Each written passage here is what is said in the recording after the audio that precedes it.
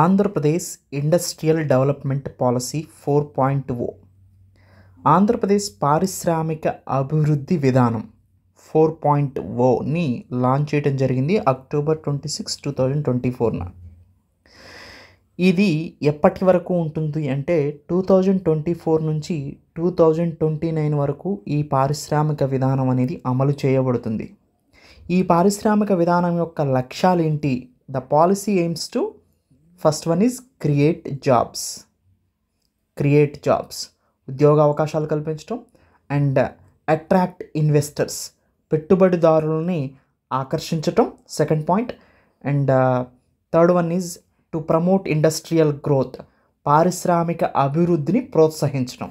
ఇవి industrial policy యొక్క లక్ష్యాలు. 3 లక్ష్యాలు పెట్టుకుందండి. ఒకటి క్రియేట్ జాబ్స్ అంటే ఉపాధి అవకాశాలని, ఉద్యోగ అవకాశాలని కల్పించడం. రెండోది అట్రాక్ట్ ఇన్వెస్టర్స్, పెట్టుబడిదారులను ఆకర్షించటం. మూడోది ఇండస్ట్రియల్ గ్రోత్ని ప్రమోట్ చేయటం, పారిశ్రామిక అభివృద్ధిని ప్రోత్సహించడం. ఎప్పుడైతే ఇన్వెస్టర్స్ వస్తారో ఇండస్ట్రీస్ డెవలప్ అవుతాయి, ఇండస్ట్రీస్ డెవలప్ అయితే జాబ్స్ క్రియేట్ అవుతాయి, జాబ్స్ క్రియేట్ అయితే సో ఎంప్లాయ్మెంట్ ఆపర్చునిటీస్ ఇంక్రీజ్ అవుతాయి, అప్పుడు ఇన్కమ్ ఇంక్రీజ్ అవుతుంది. ఇన్కమ్ ఇంక్రీజ్ అయితే more and more goods and సర్వీసెస్ని పర్చేస్ చేస్తారు. More and more goods and services purchase చేస్తే ఇండస్ట్రీస్ ఇంకా డెవలప్ అవుతాయి. ఇండస్ట్రీస్ ఇంకా డెవలప్ అయితే జాబ్ క్రియేషన్ ఇంకా ఇంక్రీజ్ అవుతుంది. ఇలా స్పైరల్ అవ్వుకుంటూ సో ఆంధ్రప్రదేశ్ అభివృద్ధి కావటానికి పారిశ్రామిక విధానం అనేది ఉపయోగపడుతుంది అన్నమాట. సో మొత్తానికి ఈ పారిశ్రామిక విధానం అంటే Andhra Pradesh industrial development policy, Andhra Pradesh పారిశ్రామిక అభివృద్ధి విధానం అనేది 2024-2029 మధ్యలో అమలు చేయబడుతుంది. దీని యొక్క లక్ష్యాలు ఏంటి, దీని యొక్క కీ ఫ్యూచర్స్ ఏంటి, ముఖ్యాంశాలు ఏంటో ఒకసారి చూద్దాం. పాలసీ ఆబ్జెక్ట్స్ అనేది మోస్ట్ ఇంపార్టెంట్ అండి. అంటే ఈ విధానం యొక్క లక్ష్యాలు ఏంటి అని చూస్తే ఆంధ్రప్రదేశ్ని గ్లోబల్ మ్యానుఫ్యాక్చరింగ్ హబ్గా మార్చాలి. అంటే ఆంధ్రప్రదేశ్ని పారిశ్రామిక విధానంలో, తయారీ రంగంలో ఆంధ్రప్రదేశ్ని గ్లోబల్ హబ్గా మార్చాలి. అంటే ఎక్కువ ఇండస్ట్రీస్ ఉండాలి, ఎక్కువ వస్తువులను ఇక్కడ తయారు చేసే విధంగా ఆంధ్రప్రదేశ్ని మార్చాలి. అది ఒకటవది.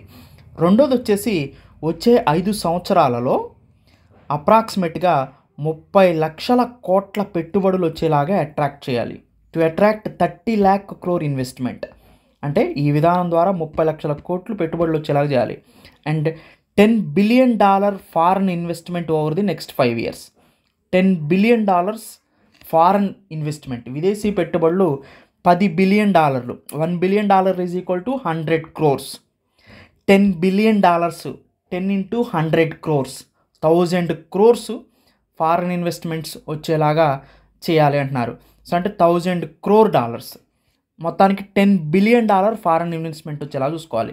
30 లక్షల కోట్లు పెట్టుబడులు, $10 billion విదేశీ పెట్టుబడి వచ్చేలాగా వచ్చే 5 సంవత్సరాల్లో చూడాలని చెప్తున్నారు. అది సెకండ్ది. థర్డ్ వచ్చేసి ఎక్స్పోర్ట్స్. ఆంధ్రప్రదేశ్ నుంచి ఎగుమతులు టార్గెట్ ఎంత పెట్టుకున్నారంటే $40 billion ఎగుమతులు టార్గెట్గా పెట్టుకున్నారు. తర్వాత వచ్చే 5 సంవత్సరాల్లో 22 లక్షల మైక్రో, స్మాల్, మీడియం ఎంటర్ప్రైజెస్ యూనిట్స్ని ఏర్పరచాలని టార్గెట్గా పెట్టుకున్నారు. సో అది ఫోర్త్ది.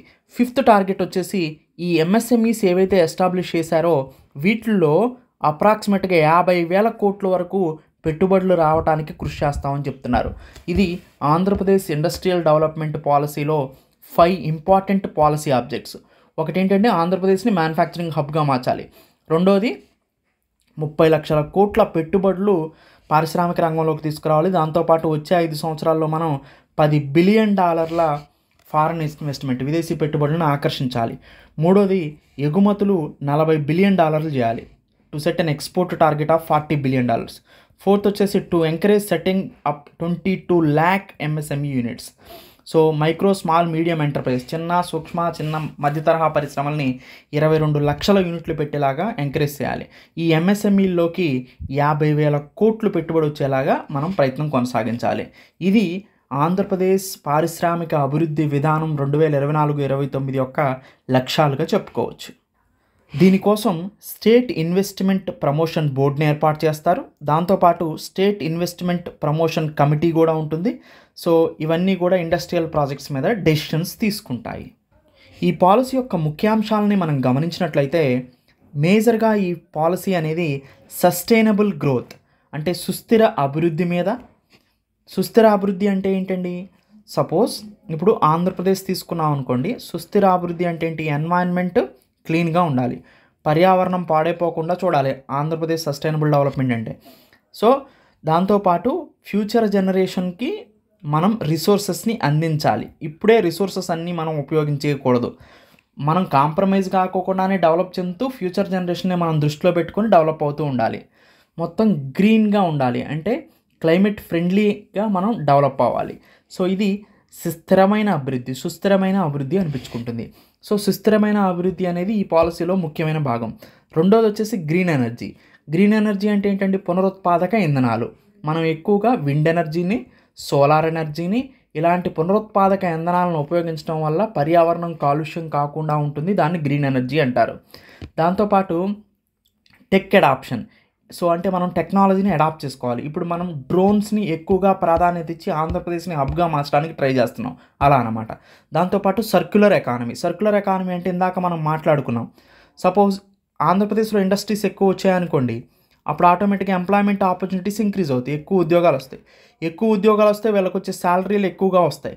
శాలరీలు ఎక్కువగా వచ్చినట్టు వీరు ఎక్కువగా గూడ్స్ని కొంటారు, వస్తువుల్ని సేవల్ని కొంటారు. వీళ్ళు ఎక్కువగా వస్తు సేవలు కొన్నారు అంటే ఆటోమేటిక్గా మళ్ళీ ఇండస్ట్రీస్ డెవలప్ అవుతాయి. సో ఇండస్ట్రీస్ డెవలప్ అయితే మళ్ళీ ఏమవుతుందండి? ఎకానమీ డెవలప్ అవుతూ ఉంటుంది, ఎంప్లాయ్మెంట్ ఆపర్చునిటీస్ పెరుగుతాయి, మళ్ళీ సేల్స్ పెరుగుతుంది, గూడ్స్ అండ్ సర్వీసెస్ పెరుగుతాయి. ఇలా సర్క్యులర్ ఫ్లో జరుగుతుంది అనమాట ఎకానమీ అనేది. దీన్ని సర్క్యులర్ ఎకానమీ అంటారు. ఈ పాలసీ కూడా మేజర్గా సర్క్యులర్ ఎకానమీ మీద ఫోకస్ చేస్తూ వస్తుంది. ఆంధ్రప్రదేశ్ ఇండస్ట్రియల్ పాలసీ పెట్టుబడుల్ని ఎంకరేజ్ చేయడం కోసం, అంటే పెట్టుబడులు ఎక్కువ మంది పెట్టడానికి రావడానికి వాళ్ళకి కొన్ని హర్డిల్స్ ఉంటాయి, వాటిని తొలగించడానికి ప్రయత్నం చేస్తుంది. ముఖ్యంగా ఎంప్లాయ్మెంట్ సపోర్ట్, అంటే అంటే కొత్త ప్రోత్సాహకాలు అందిస్తుంది అనమాట. అంటే ఉద్యోగులకి మద్దతు ఇస్తుంది. దాంతోపాటు క్యాపిటల్ సబ్సిడీస్ ఇస్తుంది. సో క్యాపిటల్ సబ్సిడీ అంటే మూలధన సబ్సిడీలను కూడా ప్రొవైడ్ చేయడం జరుగుతుంది అనమాట. సపోజ్ ఎవరైనా ఒక పెద్ద మిషనరీ కొనాలి అంటే దానికి కొంత సబ్సిడీస్ని, ట్యాక్స్ ఎగ్జామ్షన్స్ ఇలాంటి సబ్సిడీస్ని కూడా ప్రొవైడ్ చేస్తుంది. తద్విధంగా ఇన్వెస్ట్మెంట్స్ని ఎంకరేజ్ చేస్తుంది అనమాట. ఎవరైతే ఈ పాలసీ ఉందో, ఈ పాలసీ ఎవరెవరికి అప్లై అవుతుందంటే కొత్తగా పెట్టేటువంటి ఇండస్ట్రీస్కి ఈ పాలసీ అప్లై అవుతుంది. దాంతోపాటు ఆల్రెడీ ఉన్నటువంటి ఇండస్ట్రీ ఏదైతే ఉందో అది ఎక్స్పాండ్ చేసుకోవాలన్నా కానీ ఈ పాలసీ అనేది అప్లై అవుతుంది. మేజర్గా ఈ పాలసీస్ చూస్తే కెమికల్స్, రసాయనాల మీద, ఫుడ్ అంటే ఆహార ప్రాసెసింగ్ మీద, తర్వాత వస్త్రాలు, లోహాలు, సిమెంటు, ఎలక్ట్రానిక్స్, తర్వాత పునరుత్పాదక ఇంధనాలు, ఫార్మస్యూటికల్స్ ఔషధ ఉత్పత్తులు, ఏరోస్పేస్, లాజిస్టిక్స్, గిడ్డంగులు, వేర్ హౌసింగ్, వీటన్నిటి మీద కూడా ఫోకస్ చేస్తుంది ఈ ఇండస్ట్రియల్ పాలసీ 2024-25 ఏపీకి సంబంధించి. ఆంధ్రప్రదేశ్ యొక్క ఓవరాల్ గ్రోత్ రేట్ ఎంత ఉండాలని ఈ పాలసీ టార్గెట్గా పెట్టుకుంటుంది అంటే 15% అండి. అంటే ఎంత వృద్ధి రేటుతో మనం డెవలప్ అవ్వాలి అంటే 15% వృద్ధి రేటుతో ప్రతి సంవత్సరం కూడా డెవలప్ అవ్వాలనుకుంటున్నాం.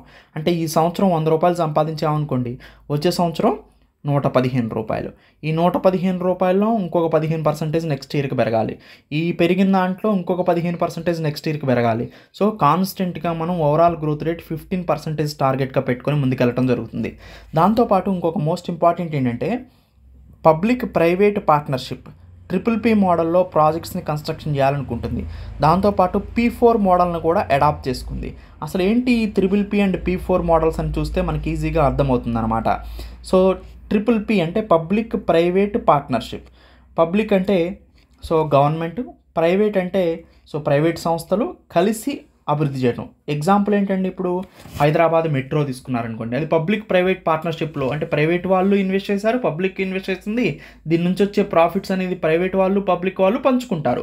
అది పబ్లిక్ ప్రైవేట్ పార్ట్నర్షిప్. దాంతో పాటుగా పీపుల్ని కూడా యాడ్ చేసామనుకోండి, అప్పుడు పబ్లిక్ ప్రైవేట్ పీపుల్ పార్ట్నర్షిప్ అవుతుంది. దాన్ని P4 అంటారనమాట.